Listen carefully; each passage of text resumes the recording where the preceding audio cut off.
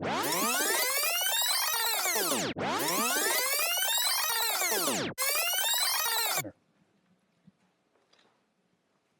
name is Christopher Butner, publisher of Calaveras 2024election.com. I've stood before this Board of Supervisors numerous times.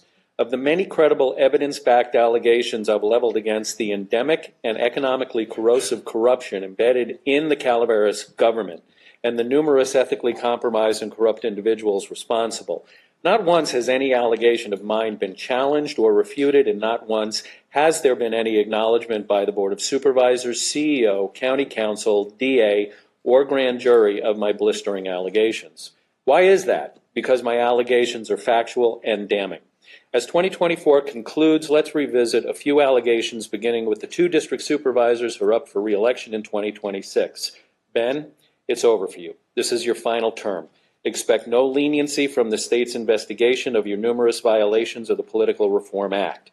It's very reasonable to now anticipate you'll be fined tens of thousands of dollars for your many and repeated failures to comply with filing requirements for your Fair Political Practice Commission forms, despite having received explicit written warning from the state for your previous filing deception.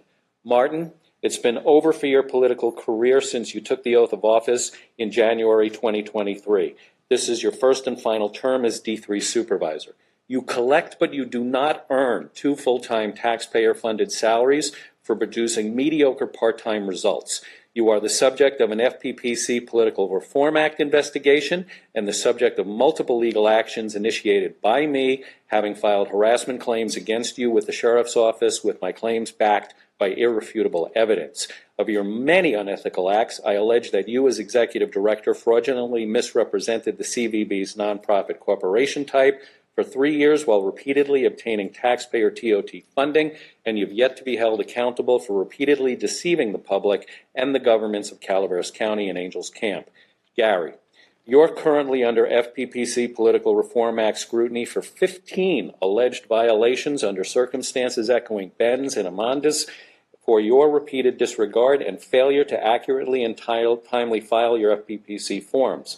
Amanda, you're currently under FPPC Political Reform Act investigation for your many repeated failures to comply with accurate and timely filing requirements of your FPPC forms. When you take the oath of office in January for a second term, you'll do so under a dark cloud for credible allegations of you having absconded with over $8,400 in union campaign contributions to your 2020 campaign. None of you four scofflaws should have voting privilege on any authority over a nearly $400 million annual budget, but yet there you sit. My name's Christopher Butner. The website has been rechristened Calaveras2026election.com. Thank you. Other public comment? All right, we'll move on to the consent agenda. Consent agenda items are expected to be routine and non-controversial. They will be acted upon by the board at one time without discussion.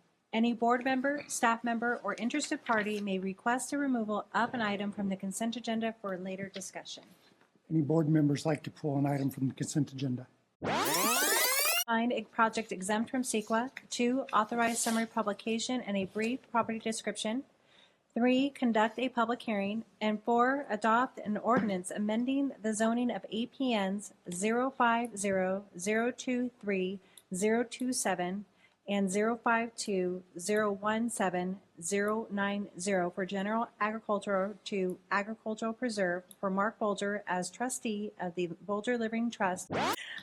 In compliance with Government Code 53232.3D, board members shall provide brief reports on any meetings attended at the expense of the local agency and may make other announcements or report out. All right, Supervisor Stopper, the light's on, so you could begin. CSAC. There's thing to overcome. Let's put it that way.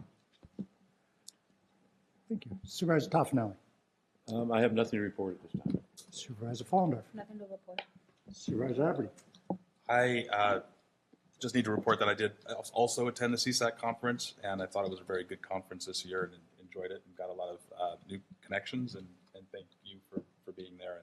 And also I just wanted to say thank you for all the work that you've done with RCRC over the years. I know in this your penultimate meeting. It must be difficult to be handing things over, but thank you.